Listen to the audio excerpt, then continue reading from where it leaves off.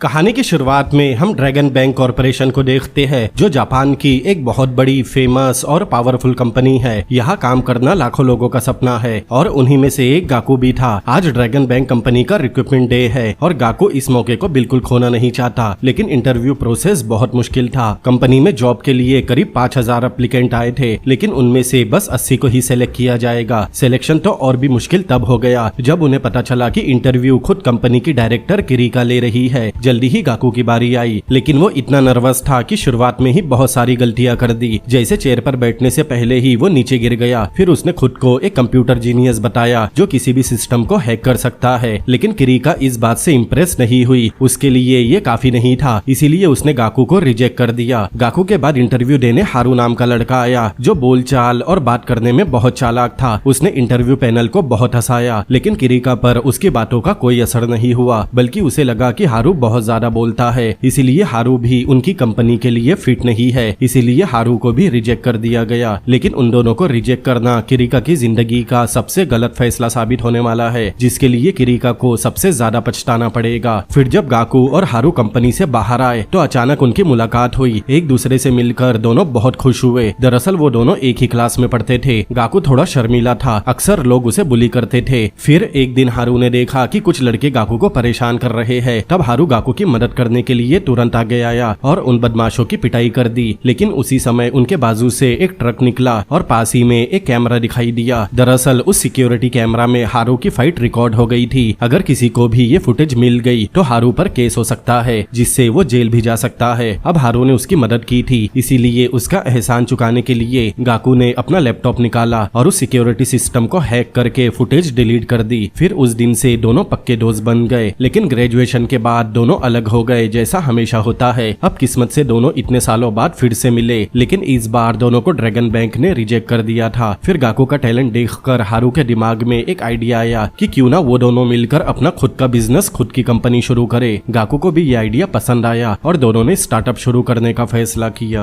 हालांकि दोनों के पास ये आइडिया नहीं था कि वो बिजनेस किस चीज का करेंगे, फिर भी दोनों को पूरा कॉन्फिडेंट था कि वो जरूर कामयाब होंगे। अगले ही दिन उन्होंने काम शुरू कर दिया। दोनों के पास कुल मिलाकर बस $400 थे, 200 गाकू के और 200 हारू के। गाकू सोच रहा था कि इतने से पैसों से आखिर वो क्या करेंगे, लेकिन हारू ने एक नई चेयर खरीद ली। गाकू ने हैरानी से पूछा उसके पास पैसे कहाँ से आए। तब हारू ने बताया कि उसने ये चेयर उनके $400 से खरीदी है, क्योंकि उसका मानना था कि एक कंप्यूटर इंजीनियर को आरामदायक चेयर मिलनी चाहिए। तब गाकू को एहसास हुआ कि हारू उसकी कितनी केयर करता है। फिर हारू ने कहा कि उन्हें कैपिटल रेस करना होगा और उन्हीं पैसों से उनकी कंपनी लॉन्च करनी पड़ेगी, लेकिन ये आसान नहीं होने वाला। उन्होंने बहुत से इन्वेस्टर से कांटेक्ट किया, लेकिन सब ने उन्हें रिजेक्ट कर दिया, क्योंकि उनके पास कोई क्लियर प्लान या गोल नहीं था। अब उनका स्टार्टअप अटक गया। अब उन्हें कोई रास्ता नजर नहीं आ रहा था। लेकिन तभी हारू को किसी की याद आई और वो तुरंत गाकू को लेकर सीधा उससे मिलने चला गया। लेकिन वो और कोई नहीं बल्कि खुद किरीका थी, जिसने उन्हें इंटरव्यू में रिजेक्ट किया था। वो इस समय स्नूकर खेल रही थी। किरीका ने पहले दोनों को ताना मारा, फिर उनकी हिम्मत को दाद दी कि उससे इंटरव्यू में रिजेक्ट होने के बाद भी उनमें इतनी हिम्मत है कि दोनों उसी से इन्वेस्टमेंट मांगने आए हैं। लेकिन हारू ने अपने कम्युनिकेशन स्किल का कमाल दिखाया। उसने किरीका को समझाया कि अगर वो उन दोनों में इन्वेस्ट करेगी तो उसे फायदा जरूर होगा, और अगर उन्हें सही पैसे मिल जाए तो वो उन पैसों को कई गुना ज्यादा बढ़ा देंगे। तब किरीका थोड़ी इंटरेस्टेड हुई, लेकिन उसे कुछ प्रूफ चाहिए था। तब हारू ने कहा कि वो अपनी आंख पर पट्टी बांधकर बस एक ही शॉट में स्नूकर की टेबल पर पड़े सभी बॉल पॉकेट में डाल देगा। अगर वो कामयाब रहा तो किरीका को उनमें इन्वेस्ट करना होगा, और अगर वो नहीं कर पाया तो वो दोनों उसे दोबारा अपनी शक्ल नहीं दिखाएंगे। उस समय टेबल पर 5 बॉल थी और एक शॉट में उन्हें क्लियर करना नामुमकिन लग रहा था, इसीलिए किरीका ने चैलेंज एक्सेप्ट कर लिया। हारू ने अपनी टाई उतारी और आंखों पर बांध ली। उसने पूरा ध्यान क्यू बॉल पर लगाया और शॉट लिया। अब एक एक करके 4 बॉल पॉकेट में चली गई, लेकिन अब बस 9 बॉल बची थी। क्यू बॉल धीरे धीरे उसकी तरफ बढ़ रही थी। अब दोनों बॉल्स टकरा जाए तो 9 बॉल भी पॉकेट में चली जाएगी। सबकी सांसें थम गई, लेकिन अंत में हारू ने वो भी कर दिया। अब किरीका को अपना वादा निभाना होगा। फिर उसने अपने एम्प्लॉय से एक सूटकेस लाने को कहा। उस सूटकेस में 100 मिलियन येन थे, लेकिन किरीका ने एक डील रखी कि ये 100 मिलियन उन्हें मिलेंगे, लेकिन बदले में वो कंपनी की 51% ओनरशिप रखेगी। गाकू और हारू अभी जो जश्न मना रहे थे, लेकिन ये सुनकर दोनों शौक रह गए, क्योंकि 51% का मतलब था कि किरीका उनकी कंपनी के मालिक बन जाएगी और वो दोनों बस उसके एम्प्लॉय बनकर रह जाएंगे। इसीलिए दोनों को ये मंजूर नहीं था, इसीलिए दोनों ने तुरंत ही मना कर दिया, फिर वहां से चले गए। उन्हें इन्वेस्टमेंट नहीं मिली थी, लेकिन फिर भी दोनों ने सेलिब्रेट करने का फैसला किया। लेकिन वही बार में उन्होंने एक इन्फॉर्मेशन सुनी। दरअसल ड्रैगन बैंक कंपनी एक सिक्योरिटी का कंपटीशन होस्ट करने वाली है। गाकू ने बताया इस कंपटीशन में दुनिया भर के टॉप हैकर्स हिस्सा लेने वाले हैं और जो भी इस कंपटीशन को जीतेगा उसके ऊपर बड़ी बड़ी कंपनीज का ध्यान जाएगा। हारू को लगा ये एक बहुत ही बड़ा और अच्छा मौका है और गाकू से कहा कि उसे इस कंपटीशन में जरूर हिस्सा लेना चाहिए, क्योंकि हारू को पूरा भरोसा था कि गाकू अपनी स्किल से इस कंपटीशन को जीत जाएगा और इससे उन्हें अपनी कंपनी को लॉन्च करने का एक बहुत ही बड़ा मौका मिल जाएगा। लेकिन गाकू थोड़ा हिचकिचा रहा था।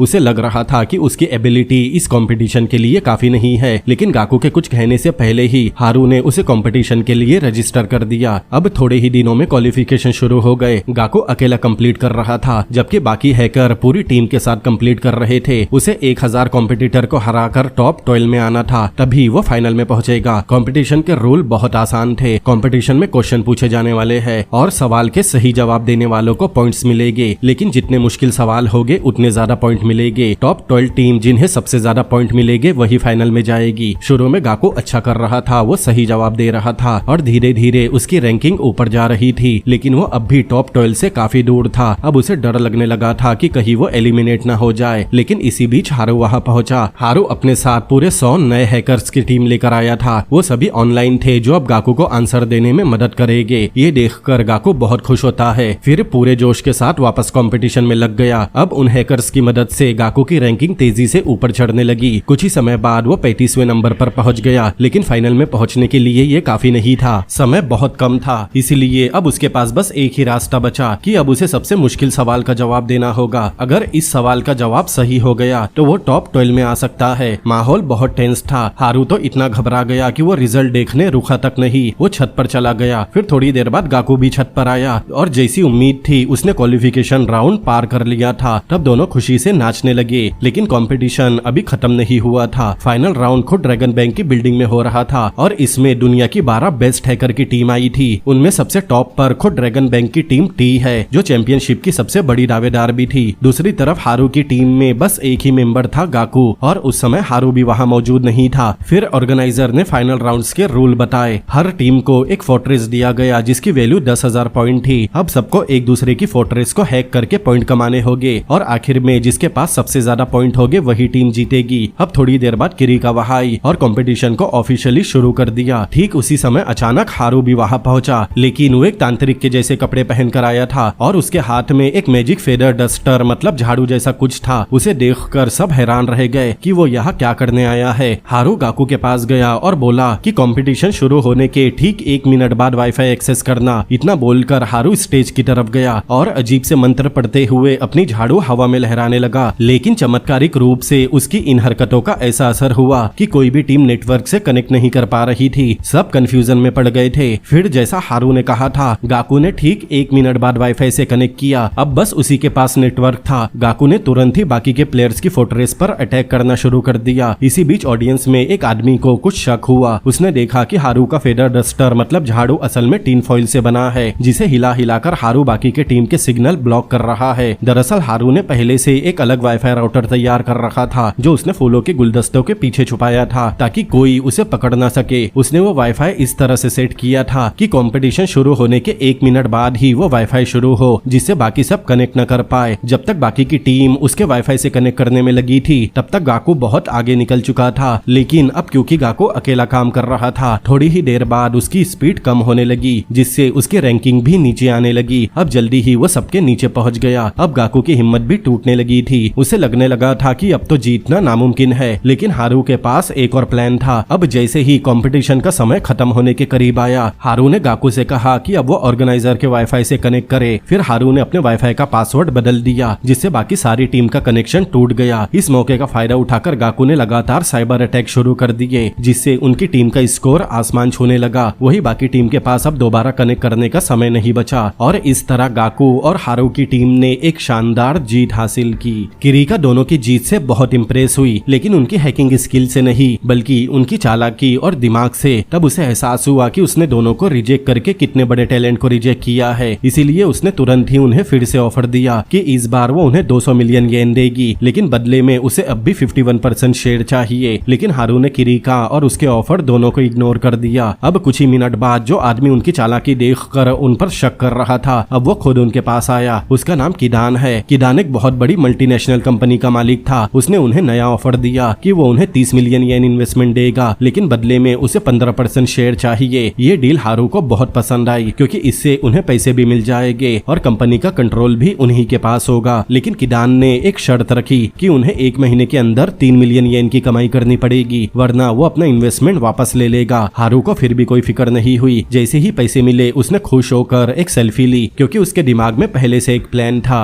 अब दोनों ने तय किया कि वो एक ऑनलाइन बिजनेस शुरू करेंगे और पैसे दिखाना उनका लोगों का ध्यान खींचने का एक तरीका था। जब गाकू ने पूछा कि वो क्या बेचेंगे तो हारू ने कहा कि अभी उसे नहीं पता, लेकिन उसके पास बेचने का तरीका है। फिर कुछ समय बाद हारू गाकू को लेकर स्टाफ हायर करने लगा। वहाँ एप्लीकेंट को गाकू के सवालों के जवाब देने थे। उससे ही डिसाइड होगा कि कौन सेलेक्ट होगा। हायरिंग करना आसान नहीं था। कोई भी उनकी एक्सपेक्टेशन पर खरा नहीं उतर रहा था। लेकिन फिर एक लड़की ताकाहाशी आई। उसने हर सवाल का बिल्कुल सही और उम्मीद के मुताबिक जवाब दिया। दोनों ने उसी समय ताकाहाशी को डायरेक्टर की पोजीशन पर अपॉइंट कर लिया। अब अगले दिन मतलब अपनी जॉब के पहले दिन ताकाहाशी ऑफिस पहुंची, लेकिन वो ये देखकर हैरान रह गई कि उनका ऑफिस गाकू का घर है। लेकिन उसने कोई शिकायत नहीं की, बल्कि वो पूरी तरह से हारू और गाकू की मदद करने के लिए तैयार थी ताकि तीनों मिलकर कंपनी को ग्रो कर सके। गाकू ने उसे इन्वेस्टर की कंडीशन बताई कि उन्हें 1 महीने में 3 मिलियन येन कमाने हैं। फिर उससे ही पूछा कि उसके पास कोई आइडिया है। तब ताकाहाशी ने एक स्मार्ट आइडिया दिया कि क्यों ना वो एक ऐसी एआई मशीन बनाए जो लोगों को बर्थडे गिफ्ट सेलेक्ट करने में मदद करे। फिर लोग जो आइटम सेलेक्ट करेंगे बाद में वो उस आइटम को उन्हें ही बेच देंगे। आइडिया बहुत दमदार था, इसीलिए तीनों ने तुरंत काम शुरू कर दिया।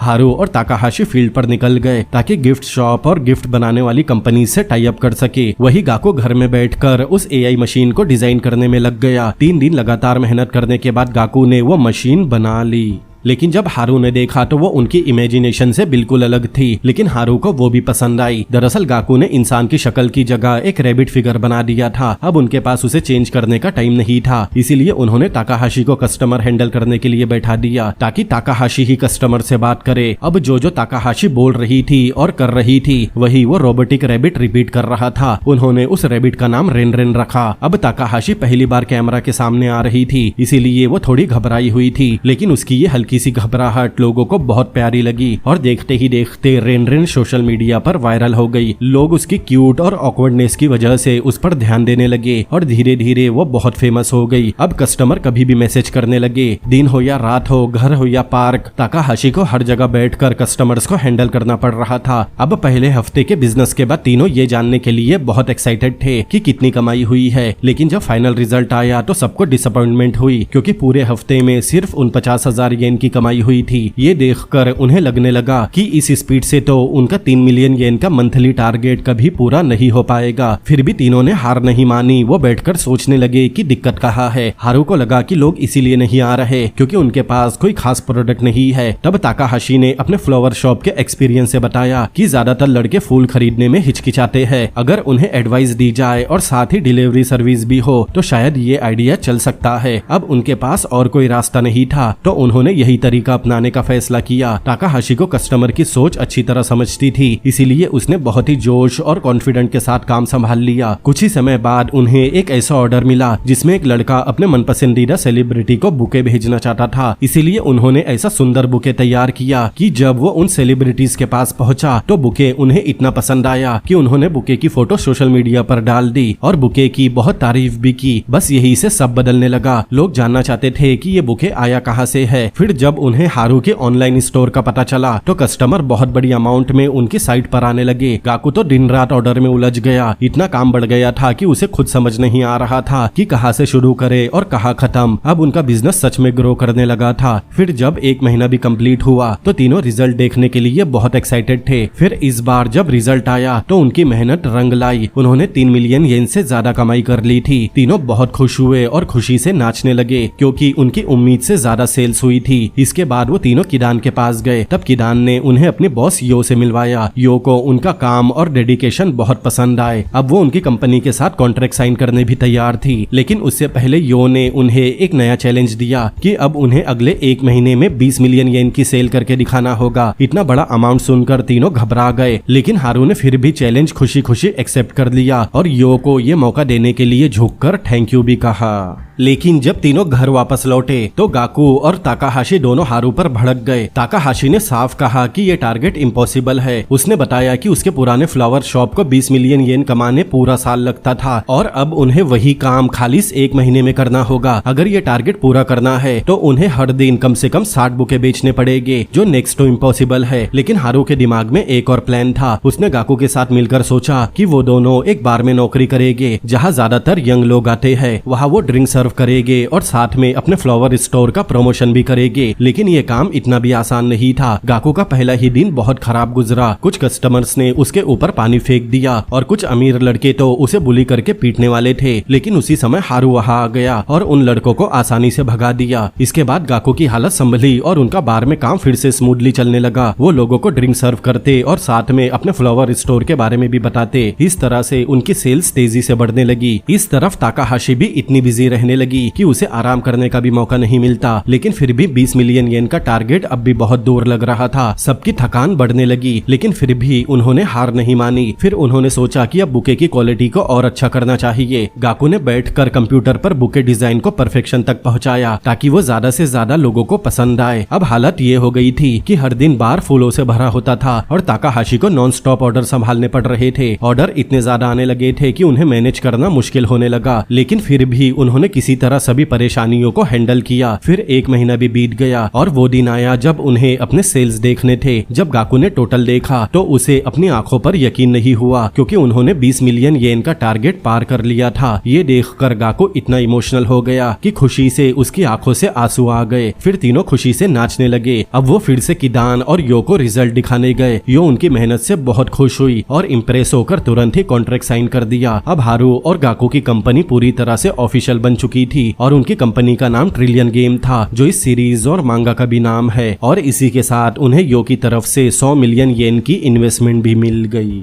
लेकिन उनकी खुशी ज्यादा दिनों तक नहीं चली, क्योंकि ड्रैगन बैंक ने अपना खुद का एक पावरफुल एआई मशीन लॉन्च कर दिया और उसी के जरिए उन्होंने पब्लिक में ये साफ कर दिया कि अब वो ट्रिलियन गेम को कंपटीशन से बाहर कर देंगे। उनका मकसद था अपनी बड़ी रेपुटेशन और पैसा लगाकर हारू की कंपनी को पूरी तरह से बर्बाद कर देना। हारू को इस बात का बड़ा झटका लगा, क्योंकि उसे कभी अंदाजा नहीं था कि किरीका इतनी गिर जाएगी। लेकिन हारू इतनी आसानी से हार मानने वालों में से नहीं था। उसने तुरंत प्लान बनाना शुरू कर दिया कि ड्रैगन बैंक को कैसे हराया जाए। उसने गाकू और ताकाहाशी को बुलाया और कहा कि अब ट्रिलियन गेम को अगले स्टेज पर ले जाना होगा। उन्होंने फूल बेचने का काम पूरी तरह से बंद करने का फैसला किया। उनका नया प्लान था एक लाइव गेम लॉन्च करने का, जिसमें लोग पार्टिसिपेट करे और प्राइज जीत सके। मतलब अब ट्रिलियन गेम एक गेमिंग कंपनी बनने वाली है। इसके लिए जरूरी था कि उनके पास गेम डिजाइन करने वाली एक स्किल टीम हो। हारू ने कहा उनके पास जो 100 मिलियन येन की इन्वेस्टमेंट आई है, इसका इस्तेमाल करके वो गेमिंग कंपनी खरीदेंगे और उसे अपने विजन के हिसाब से डेवलप और आगे बढ़ाएंगे। इसीलिए जल्दी ही हारू और गाकू निकल पड़े अलग अलग कंपनीज से बात करने। लेकिन ये काम इतना आसान नहीं था। कई बड़ी और छोटी कंपनीज ने साफ मना कर दिया। फिर भी दोनों ने हार नहीं मानी। वो हर जगह जाते रहे, उन्हें समझाते रहे। लेकिन फिर उन्हें एक ऐसी टीम मिली जो पहले बड़ी बड़ी कंपनीज के लिए गेम बनाती थी, लेकिन अब बंद होने की कगार पर थी। हारू ने उस टीम में पोटेंशियल देखा और उन्हें बोला कि पैसा वो लगाएगा, बस वो लोग एक ऐसा हाई क्वालिटी गेम बनाए जो मार्केट में सबसे टॉप गेम को टक्कर दे सके। हारू की बातों में दम था, इसीलिए धीरे धीरे वो टीम मान गई और उन्होंने ट्रिलियन गेम के साथ काम करना शुरू कर दिया। इसके बाद हारू ने एक नया ऑफिस रेंट पर लिया। वो ऑफिस इतना बड़ा और शानदार था कि ऑफिस को देखकर सब हैरान रह गए। गाकू को तो यकीन ही नहीं हुआ कि वो एक ऐसी जगह का मालिक बन चुका है। ये सब हारू की वजह से ही पॉसिबल हुआ था। अब उन्होंने मिलकर सोचा कि कोई नया और फ्रेश गेम बनाना चाहिए। सबने मिलकर डिसाइड किया कि वो एक नया गेम बनाएंगे। नाम रखा गया सर्वाइवल आइलैंड। इसीलिए सब काम पर लग गए। फिर जल्दी ही उनकी की कंपनी ने एक बड़ा लॉन्च इवेंट रखा जिसमें काफी लोग आए। इस इवेंट में हारू ने सबको चौंका दिया क्योंकि उसने ना कि बस ट्रिलियन गेम का पहला गेम इंट्रोड्यूस किया बल्कि एक बहुत ही फेमस गेम प्रोड्यूसर को भी मंच पर बुलाया। उसका नाम था हाई वो प्रोड्यूसर था जिसे हर बड़ी कंपनी काम पर रखना चाहती है। हाई ने वहाँ खुद अनाउंस किया कि वो अब ट्रिलियन गेम के साथ काम करेगा। ये सुनकर सभी ऑडियंस चौंक गई कि हारू ने उसे मनाया कैसे, लेकिन किसी को नहीं पता था कि वो असली हाई नहीं था। हारू ने एक नॉर्मल आदमी को हाई का गेटअप देकर मंच पर खड़ा कर दिया था। मतलब सब कुछ एक क्लेवर ट्रिक थी, लेकिन ये ट्रिक काम कर गई और ट्रिलियन गेम को इन्वेस्टर से 2 बिलियन येन की इन्वेस्टमेंट मिल गई। लेकिन जल्दी ही गाकू को पता चला कि असल में सर्वाइवल आइलैंड वाला गेम हारू का असली मकसद नहीं है। उसने ये प्रोजेक्ट इसलिए बनाया है ताकि लोगों से इन्वेस्टमेंट ले सके। उसका असली मकसद एक ऐसी मीडिया एम्पायर बनाना है जो ड्रैगन बैंक को भी पीछे छोड़ दे। जब गाकू को सच्चाई पता चली तो वो अंदर से हिल गया। उसे कभी अंदाजा नहीं था कि हारू के मन में इतने बड़े प्लान्स है। इसके बाद हारू ने किडान से कांटेक्ट किया और उसे एक प्लान बताया कि दोनों मिलकर जापानीज एंटरटेनमेंट इंडस्ट्री को कंट्रोल कर सकते हैं। लेकिन किडान को ये आइडिया पसंद नहीं आया, इसीलिए उसने साफ मना कर दिया। हारू को बहुत दुख हुआ और वो चुपचाप वहाँ से चला गया।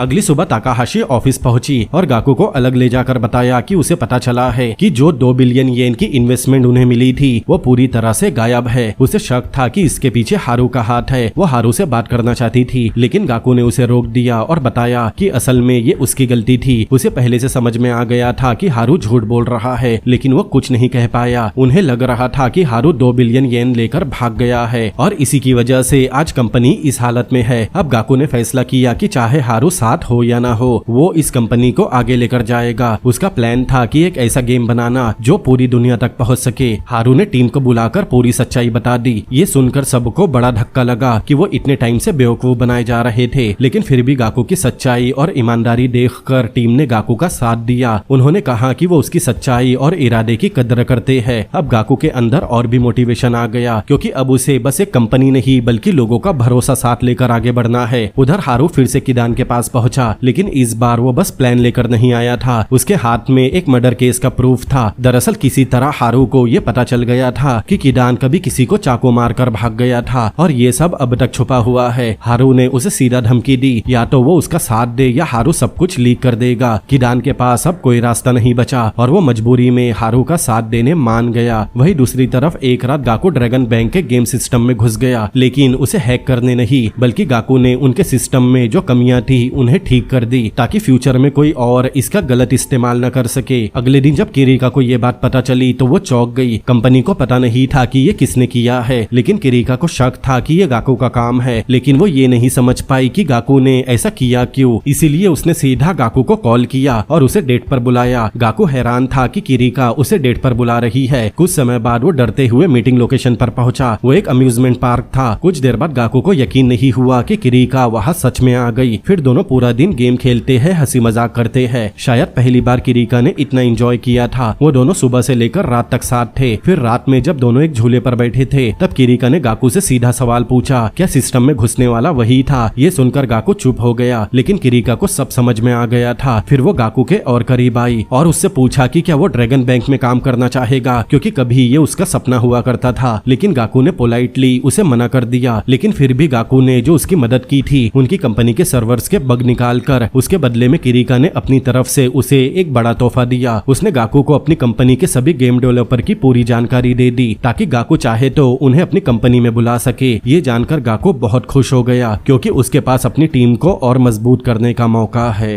अगले दिन गाकू और ताकाहाशी एक डेवलपर से मिलने गए, लेकिन उन्हें वहाँ एक बड़ा झटका मिला। दरअसल उस गेम डेवलपर ने उनसे सालाना 180 मिलियन येन की सैलरी मांगी। इतनी बड़ी रकम गाकू की कंपनी अफोर्ड नहीं कर सकती थी क्योंकि 2 बिलियन येन हारू पहले लेकर ही गायब हो चुका है। उन्हें लग रहा था कि अब उस डेवलपर को हायर करना नामुमकिन हो गया है। लेकिन तभी अचानक हारू वहाँ आ गया। फिर उसने गाकू की निगोशिएशन में मदद की। हारू की स्मार्ट बातचीत से डील फाइनल हो गई और डेवलपर ने कॉन्ट्रैक्ट साइन कर दिया। इसके बाद हारू और गाकू बातें करने लगे। हारू ने अचानक गायब होने के लिए उससे माफी मांगी और बोला वो फिर से साथ मिलकर कंपनी को आगे बढ़ाएंगे। गाकू गेम डेवलपमेंट का काम संभालेगा और हारू मीडिया प्रमोशन संभालेगा, जिससे उनकी टेक्नोलॉजिया और कंपनी दोनों अपनी पूरी ताकत दिखा सके। गाकू और ताकाहाशी ने उससे 2 बिलियन येन की इन्वेस्टमेंट के बारे में पूछा जो अचानक गायब हो गए, लेकिन हारू ने उनके सवालों को टाल दिया। असल में हारू ने वो सारे पैसे एक दूसरी मीडिया कंपनी खरीदने में लगाए थे ताकि वो उस गेम को प्रमोट कर सके जिसे गाकू लॉन्च करने वाला है। अगले दिन वो गेम डेवलपर उनके ऑफिस पहुंचा। उसका नाम काइसो है। उसने आते ही अपने आइडिया रखे और काम शुरू कर दिया। पूरा ऑफिस जोश से भर गया। सभी लोग देर रात तक काम करने लगे, लेकिन किसी ने भी थकान की शिकायत नहीं की क्योंकि सबको भरोसा था कि अगर वो दिल लगाकर काम करेंगे तो कामयाबी जरूर मिलेगी। दूसरी तरफ ड्रैगन बैंक का चेयरमैन मतलब किरिका का बाप बहुत ही चालाक और तेज इंसान है। उसने अपना नया गेम लॉन्च कर दिया और अपनी बड़ी मीडिया ताकत का इस्तेमाल करके हारू के प्रोडक्ट को पूरी तरह से दबा दिया। उसने लॉन्च से पहले ही काइसो से मिलकर उसे धमकाया था कि अगर वो ऐसे ही ट्रिलियन गेम के साथ काम करता रहा तो इसका अंजाम बहुत बुरा होगा। इस डर से काइसो ने हारू की कंपनी से कॉन्ट्रैक्ट हटाने की रिक्वेस्ट कर दी और ड्रैगन बैंक के गेम लॉन्च के इवेंट में जाने की तैयारी करने लगा। जब हारू और गाकू को ये बात पता चली तो वो दोनों तुरंत काइसो के पीछे उस इवेंट में भागे। उन्होंने उसे मनाया कि वो उनके साथ ही काम करे और एक ऐसा गेम बनाए जो लोगों के दिलों को छू सके। उन्होंने उसे प्रॉफिट का 3% हिस्सा देने तक का वादा किया जो एक बहुत ही अच्छा ऑफर है, लेकिन फिर भी काइसो ने मना कर दिया और ड्रैगन बैंक की बिल्डिंग के अंदर चला गया। अब ड्रैगन बैंक का चेयरमैन अपना गेम लॉन्च करने स्टेज पर आया। जब उसने उस गेम बनाने वाले को स्टेज पर बुलाया तो सभी ऑडियंस बहुत एक्साइटेड हो गई कि वो गेम किसने बनाया है। फिर काइसो स्टेज पर आया और स्टेज पर बुलाने के लिए चेयरमैन को थैंक्स कहा, लेकिन तभी उसकी नजर हारू और गाकू पर गई जो सबके पीछे खड़े थे। उनकी बातों को याद करके वो एक पल के लिए रुक गया और उसी मोमेंट पर उसने अपना फैसला बदल लिया। उसने वही स्टेज पर खड़े खड़े रिजाइन दे दिया और पब्लिकली अनाउंस कर दिया कि वो अब से ट्रिलियन गेम कंपनी को ज्वाइन कर रहा है। ये देखकर हारू और गाकू खुशी से झूम उठे। उनके कंपनी के बाकी लोग भी इस खबर को टीवी में देखकर इमोशनल हो गए। वही ड्रैगन बैंक का चेयरमैन गुस्से से लाल हो गया था। वो काइसो को गुस्से में देखकर लेकिन कुछ भी बोले बिना वहां से चला गया। हालांकि ये हारू की टीम की एक बहुत बड़ी जीत थी,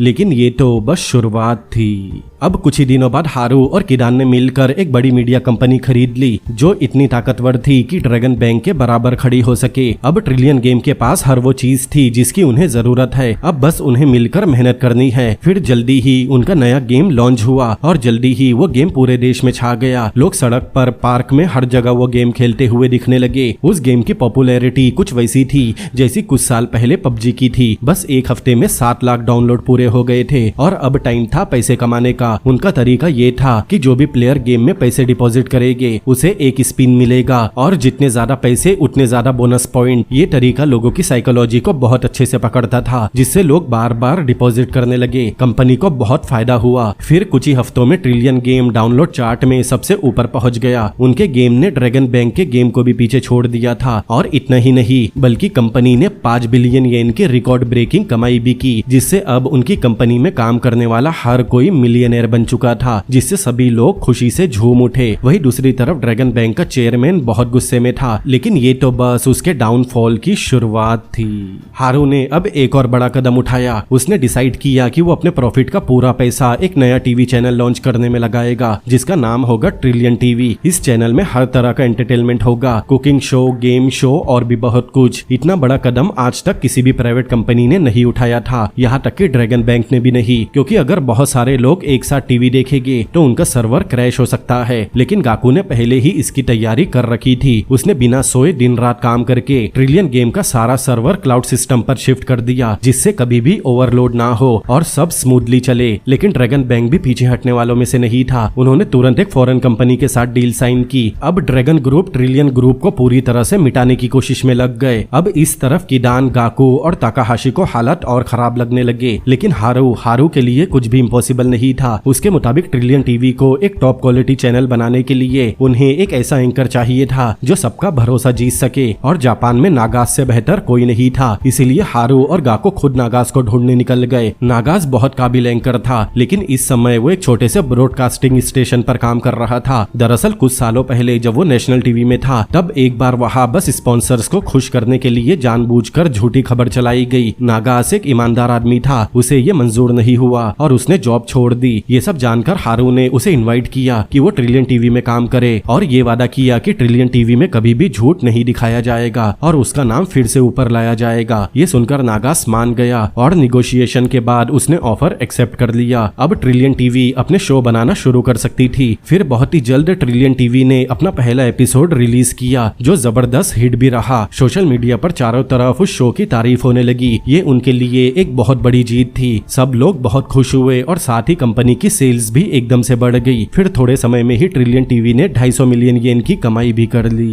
लेकिन ड्रैगन बैंक चुप बैठने वालों में से नहीं था। उन्होंने तेजी से पलटवार किया। उन्होंने जापान की सबसे बड़ी टीवी मैन्युफैक्चरिंग कंपनीज के साथ पार्टनरशिप अनाउंस की, जिससे अब उनके टीवी चैनल के लिए टीवी के रिमोट में एक अलग बटन रहेगी, जिससे अब उनके चैनल की पहुंच पूरे देश में फैल जाएगी। उनका टारगेट था कि आने वाले 3 सालों में वो जापान का सबसे बड़ा ऑनलाइन टीवी चैनल बन सके। इतना ही नहीं, प्रेस कॉन्फ्रेंस में किरीका ने ट्रिलियन टीवी को सीधा एक पब्लिकली चैलेंज दे दिया, जिससे सभी शॉक रह गए। अब लोगों को साफ दिखने लगा था कि दोनों कंपनीज के बीच में एक वॉर शुरू हो चुकी है। अब ट्रिलियन टीवी को भी कोई स्ट्रेटेजी बनानी होगी। तभी हारू के दिमाग में एक आइडिया आया। उसने कहा कि अगर ड्रैगन बैंक टीवी कंपनी से पार्टनरशिप कर रही है तो वो लोग जापान के सबसे फेमस मांगा पब्लिशर से कांटेक्ट करेंगे। अगर उन्होंने मांगा कंपनी के सबसे पॉपुलर एनिमे सीरीज का ब्रॉडकास्टिंग कॉन्ट्रैक्ट ले लिया तो ये लड़ाई वो जीत सकते हैं। फिर हारू, गाकू और ताकाहाशी उस एनिमे कंपनी के हेडक्वार्टर पहुंचे, लेकिन वहां पहुंचते ही उन्हें पता चला कि किरीका उनसे पहले वहां पहुंच चुकी है और उसने कॉन्ट्रैक्ट भी साइन कर लिया है। मतलब ट्रिलियन टीवी ये रेस हार चुका है। अब हारू कॉर्नर में आ चुका था। उसके पास अब कोई रास्ता नहीं बचा। इसीलिए उसने किरीका से मीटिंग की और उससे रिक्वेस्ट करी कि किरीका वो कॉन्ट्रैक्ट उन्हें दे दे। किरीका हारू की बात मान तो गई, लेकिन हमेशा की तरह उसने एक शर्त रखी कि एनिमे कंपनी के कॉन्ट्रैक्ट के बदले हारू और गाकू ये वादा करे कि वो जिंदगी भर उसके गुलाम बनकर रहेंगे। जैसा वो कहेगी दोनों को वैसा ही करना होगा। ये एक ऐसी शर्त थी जो हारू की पर्सनैलिटी से बिल्कुल उल्टा है। इसीलिए हमेशा की तरह हारू ने किरीका के ऑफर को रिजेक्ट कर दिया, जिससे उनका निगोशिएशन पूरी तरह से फेल रहा। दूसरी तरफ ड्रैगन बैंक के प्रेसिडेंट ने किदान से कांटेक्ट किया और उसे पार्टनरशिप का ऑफर दिया कि अगर किदान मान जाए तो उसे ड्रैगन बैंक के कुछ शेयर मिल जाएंगे और बदले में प्रेसिडेंट को ट्रिलियन गेम के शेयर मिलेंगे। लेकिन इसके लिए उसे ट्रिलियन गेम के साथ अपने सभी कॉन्ट्रैक्ट कैंसिल करने पड़ेंगे। ये सुनकर किदान उलझन में पड़ गया। उसने हारू से बात की। हारू ने बस इतना कहा कि अगर किदान को लगता है कि ये उसके लिए प्रॉफिटेबल है तो वो ये डील ले सकता है, क्योंकि हारू कभी किसी को मजबूरी में साथ नहीं रखता। लेकिन थोड़ी ही देर बाद ड्रैगन बैंक के प्रेसिडेंट को खबर मिली कि किदान ने उनका ऑफर रिजेक्ट कर दिया है। ये जानकर वो हैरान रह गया। असल में किदान अब भी ट्रिलियन गेम पर भरोसा कर रहा था और वो उसी के साथ रिस्क लेना चाहता है।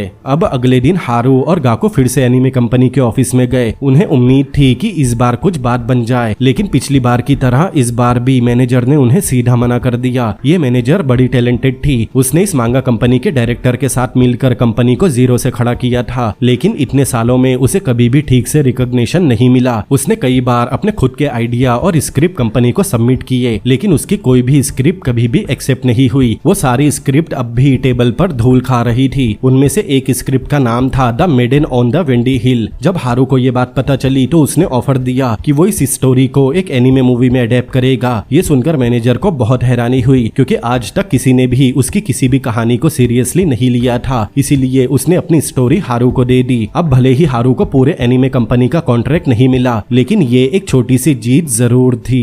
हारू ने वापस लौटते ही एक टीम बनाई जो जल्दी से उस स्क्रिप्ट को पढ़े और जल्द से जल्द उसे मूवी में बदलने की तैयारी करे। अब कुछ समय बाद एक प्रेस कॉन्फ्रेंस रखी गई। हारू ने अनाउंस किया कि वो एनिमे कंपनी के साथ मिलकर the maiden on the Wendy hill नाम की मूवी रिलीज करेंगे, वो भी बस 6 महीनों के अंदर। ये सुनकर सब लोग दंग रह गए, क्योंकि एक एनिमेटेड मूवी को इतनी जल्दी बनाना ऑलमोस्ट नामुमकिन है। लेकिन तब हारू ने स्टेज पर गाकू को बुलाया और आगे की प्रेजेंटेशन गाकू ने दी। गाकू ने बताया कि उसने एक ऐसा AI सॉफ्टवेयर बनाया है जिससे खूबसूरत से खूबसूरत एनिमेटेड सीन बहुत जल्दी तैयार किए जा सकते हैं। इसलिए वो मूवी को 6 महीने में पूरा कर लेंगे। लेकिन कुछ लोगों ने सवाल उठाए कि अगर वो मांगा कंपनी ट्रिलियन टीवी के साथ काम करेगा तो उस मांगा कंपनी को ड्रैगन बैंक का कॉन्ट्रैक्ट तोड़ने की भारी पेनल्टी देनी पड़ेगी। ये सुनते ही हारू स्टेज पर आया और साफ बोल दिया कि मांगा कंपनी की पेनल्टी ट्रिलियन टीवी पे करेगा। अब माहौल बहुत ज्यादा गर्म हो गया। ऑडियंस में बैठी किरीका गुस्से से लाल हो गई, क्योंकि हारू ने उसके नाक के नीचे से उसका पार्टनर छीन लिया था। वो गुस्से में उठी और वहां से चली गई। इस तरफ हारू ने अपनी चतुराई से वो कॉन्ट्रैक्ट अपने नाम ले लिया। इतना ही नहीं, ट्रिलियन टीवी को वो एनिमेटेड मूवी के डिस्ट्रीब्यूशन राइट्स भी मिल गए। अब एनिमे मूवी में कितना पोटेंशियल है, आप इस बात से अंदाजा लगा लो कि पूरी दुनिया में सबसे ज्यादा कमाई करने वाली मूवी का नाम है नेजा 2, जो एक एनिमेटेड मूवी है। खैर, अब इस सक्सेस के बाद ट्रिलियन टीवी ने जापान की 4 सबसे बड़ी टीवी मैन्युफैक्चरिंग कंपनी को कन्विंस कर लिया और अब उनके रिमोट पर ट्रिलियन टीवी का भी एक अलग बटन आने लगा, जिससे ड्रैगन बैंक पूरी तरह से पीछे रह गया। चेयरमैन को ये बर्दाश्त नहीं हुआ, इसीलिए उसने हारू की टीम को मीटिंग के लिए बुलाया। मीटिंग में उसने एक बड़ा ऑफर रखा कि ड्रैगन बैंक ट्रिलियन गेम को 70 बिलियन येन में खरीदना चाहता है, लेकिन हारू ने बिना सोचे समझे ऑफर को तुरंत ही रिजेक्ट कर दिया। ये सुनकर चेयरमैन को गुस्सा आ गया। उसने धमकी दी कि वो खुद को इस खेल का बैंक मानता है जिसके पास सबसे ज्यादा पैसा है, और आखिर में जीत उसी की होती है जिसके पास सबसे ज्यादा पैसा है। उसने कहा कि ट्रिलियन गेम को अब ड्रैगन बैंक के अंडर एक पेरेंट कंपनी बन जाना चाहिए, लेकिन ये सुनते ही हारू हंसने लगा। उसने कहा उल्टा चेयरमैन और ड्रैगन बैंक को उसकी कंपनी की पेरेंट कंपनी बन जानी चाहिए, क्योंकि बहुत जल्द ट्रिलियन गेम ड्रैगन बैंक को निगल जाएगा। ये सुनकर ड्रैगन बैंक का चेयरमैन गुस्से में तमतमा गया, क्योंकि किसी ने आज तक उससे इस अंदाज में बात करने की हिम्मत नहीं की थी। जब ड्रैगन बैंक के प्रेसिडेंट ने वॉर डिक्लेयर किया था तो उसने सोचा नहीं था कि हारू की टीम इतनी हिम्मत वाली निकलेगी कि उसका खुलकर सामना करेगी। लेकिन दूसरी तरफ हारू ने पहले ही एक स्ट्रेटेजी तैयार कर रखी थी। उसे पता था कि जापान में अभी भी ज्यादातर कैश ही चलता है, इसीलिए उसने सोचा कि अगर वो एक ऐसी वेबसाइट और ऐप बनाए जिसमें लोग क्रेडिट कार्ड से भी पेमेंट कर सके तो वो सिस्टम काफी प्रॉमिसिंग साबित होगा। जैसे हमारे यहाँ फोन पे चलता है ठीक वैसे ही, लेकिन इसके लिए सबसे पहले उन्हें पूरे देश में रिटेल स्टोर से पार्टनरशिप करनी पड़ेगी, ताकि ट्रिलियन गेम कस्टमर और सेलर के बीच एक मिडलमैन बन सके। और सच में ये आइडिया बहुत असरदार साबित हुआ। बहुत से लोग उनकी पेमेंट ऐप डाउनलोड करके इस्तेमाल करने लगे, लेकिन रेवेन्यू अभी भी एवरेज ही था। गाकू और ताकाहाशी दोनों को चिंता होने लगी, क्योंकि अगर ऐसा ही चलता रहा तो उनके पास प्रोजेक्ट को आगे चलाने के लिए फंड नहीं बचेगी। तभी गाकू आया और बोला कि उसके पास एक और आइडिया है। दरअसल जापान में ज्यादातर लोग मेट्रो में ट्रेवल करते हैं और वहाँ पेमेंट स्वाइप कार्ड से होती है, लेकिन ये स्वाइप कार्ड बनाने में ट्रेन ऑपरेटर को एक्स्ट्रा पैसे लगते हैं। अगर उनकी कंपनी ट्रेन ऑपरेटर से पार्टनरशिप कर ले और कार्ड की जगह पेमेंट उनका ऐप करने लगे तो ये गेम चेंजर साबित होगा। इससे ऑपरेटर का खर्चा बचेगा और लोगों को भी सुविधा मिलेगी, क्योंकि उन्हें साथ में कार्ड रखने की जरूरत नहीं पड़ेगी। इस आइडिया को तुरंत लागू करने के लिए वो लोग ट्रेन ऑफिस पहुंच गए, लेकिन वहाँ उनकी फिर से किरिका से मुलाकात हुई। वो भी इस कॉन्सेप्ट की पोटेंशियल को पहचान चुकी थी, लेकिन जब दोनों की प्रपोजल सुनी गई तो ऑपरेटर ने दोनों के ही ऑफर रिजेक्ट कर दिए। उस रात हारू सोच में डूबा हुआ था। फिर उसने एक प्लान बनाया और सीधा किरिका से मिलने की रिक्वेस्ट की, लेकिन असल में उसका मकसद था कि किरिका को ये कन्विंस करे कि दोनों मिलकर काम करे। अगर दोनों कंपनीज मिल जाए तो ये प्रोजेक्ट जरूर पास होगा। और हैरानी की बात ये हुई कि थोड़ा सोचने के बाद किरिका भी मान गई। जब गाकू को ये खबर मिली तो वो भी शॉक रह गया, क्योंकि दोनों कंपनीज हमेशा राइवल रही है, लेकिन अब साथ काम करने वाली है। अब अगले दिन वो फिर से ट्रेन ऑपरेटर के पास पहुंचे। दोनों की तरफ से दिया गया म्यूचुअल बेनिफिट का ऑफर ऑपरेटर को इतना स्ट्रॉन्ग लगा कि वो मना ही नहीं कर पाया। जल्दी ही ट्रेन ऑपरेटर के शेयर होल्डर्स की मीटिंग हुई और प्रोजेक्ट को ग्रीन सिग्नल मिल गया। मतलब अब ड्रैगन बैंक और ट्रिलियन कंपनी इस प्रोजेक्ट में साथ काम करने वाली है। लेकिन जैसे ही ये खबर ड्रैगन बैंक के प्रेसिडेंट को पता चली तो उसे अपनी बेटी का डिसीजन बिल्कुल पसंद नहीं आया। उसे किरिका पर बहुत गुस्सा भी आया, क्योंकि उसे ये पार्टनरशिप बिल्कुल भी मंजूर नहीं थी। इसीलिए उसने एक चाल चली। फिर कुछ ही दिनों बाद अनाउंसमेंट आया कि ट्रेन कंपनी ने कॉन्ट्रैक्ट कैंसिल कर दिया है और अब वो बस ड्रैगन बैंक के साथ काम करेगी। ये खबर सबके लिए बहुत शॉकिंग थी।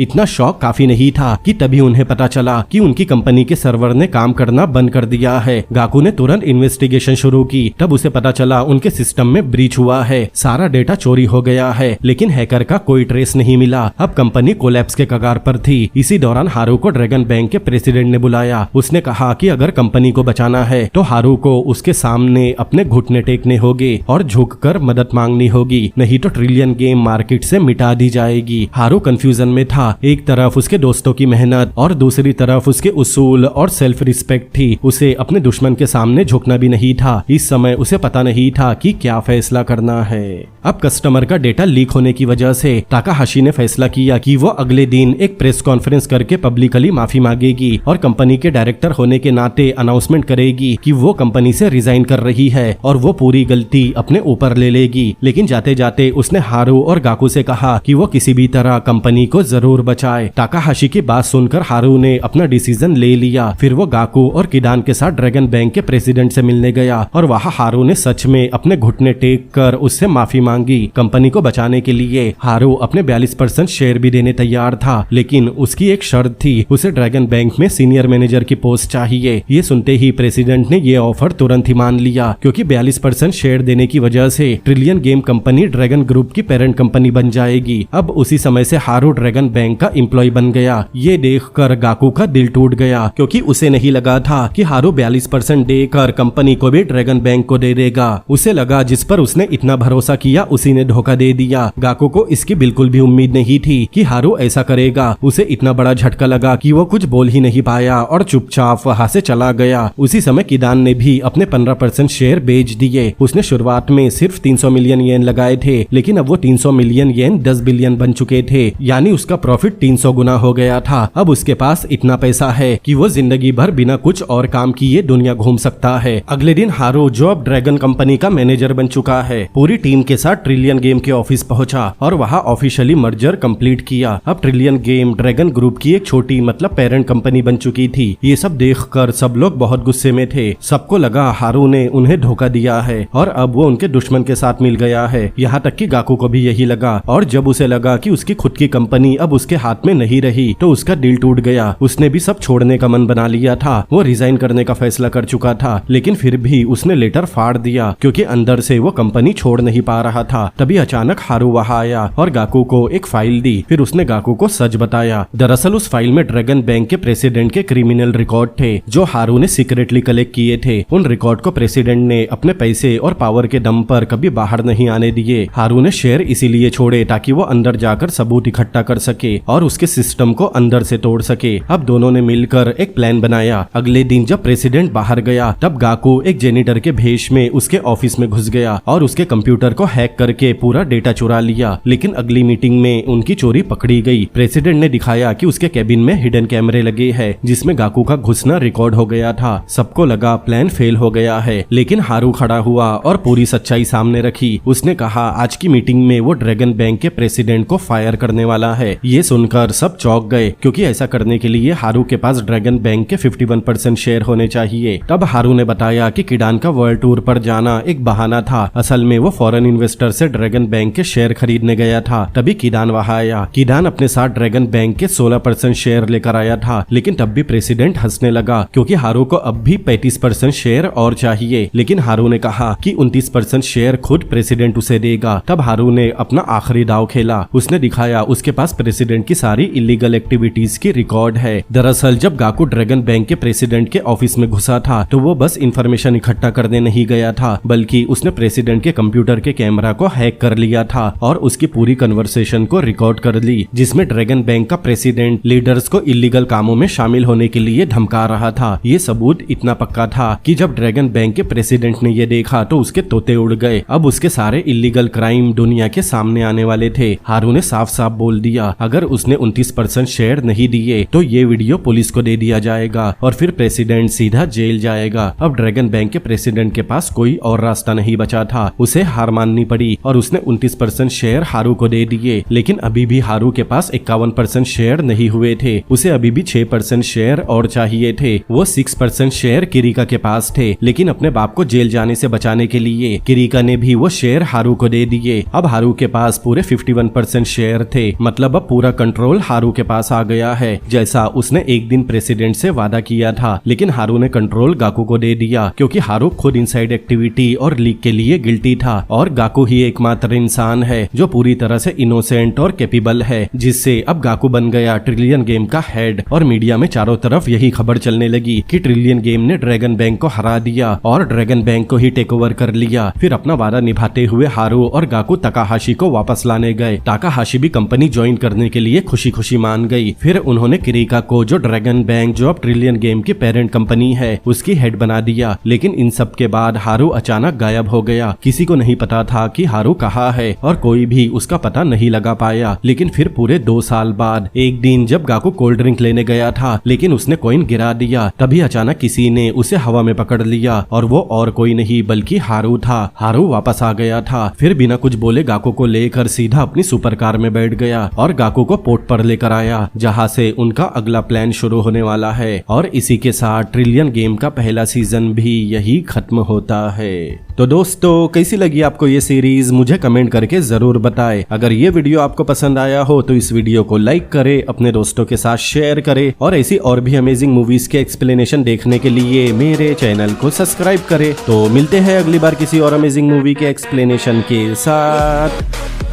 Peace out.